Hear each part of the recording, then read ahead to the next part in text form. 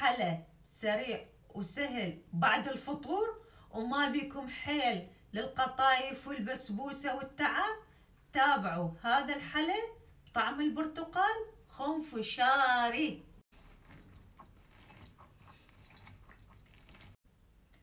كوب حليب، 3 برتقالات أو 4 برتقالات حسب التركيز الطعم البرتقالي اللي انتو تريدوه.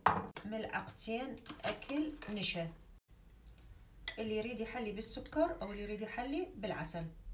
حطيناه على النار.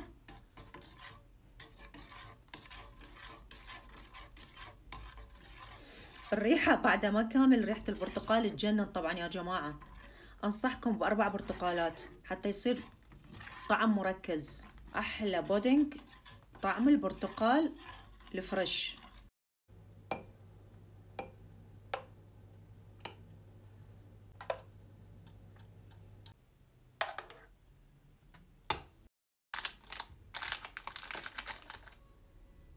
طعم البرتقال.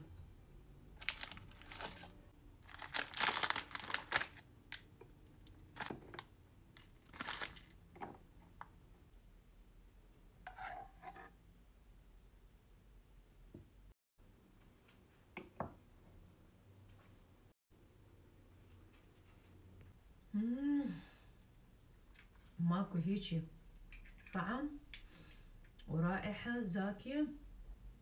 البرتقال فعلا خنفشارية وسهلة وسريعة.